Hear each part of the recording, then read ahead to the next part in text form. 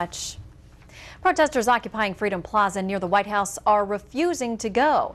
They've spent days there and were supposed to leave this afternoon, but they didn't. It's not clear yet what police will do about it. And New York Mayor Michael Bloomberg says the protesters in his city will be allowed to express themselves as long as they obey the law. Let's get some thoughts now on this emerging movement. Senior political analyst Brett Hume joins us. Good evening, Brett. Good evening, Shannon.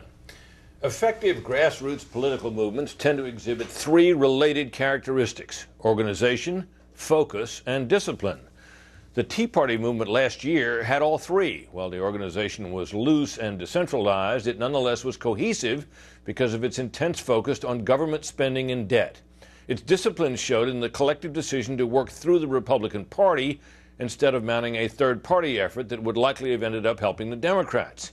Speaking of Democrats, some of them, including the president and Nancy Pelosi, have begun to align themselves with the Occupy Wall Street movement in the apparent hope it will supply Democrats with the kind of energy the Tea Party brought Republicans.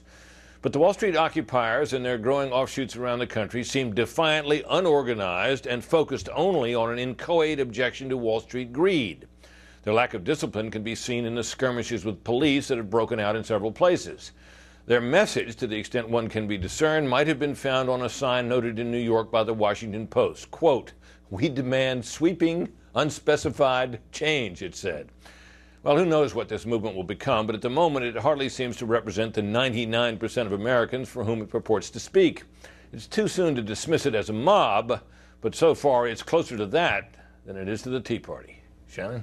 Well, Britt, you mentioned some support from Democrats, but not exactly a blanket endorsement. Why the hesitation? Well, I think that the endorsements have been tentative because these Democrats, while they would love to have the energy of this movement and hope it will do for them, as I noted, what the Tea Party did for Republicans, might turn violent. And we've seen skirmishes with the authorities.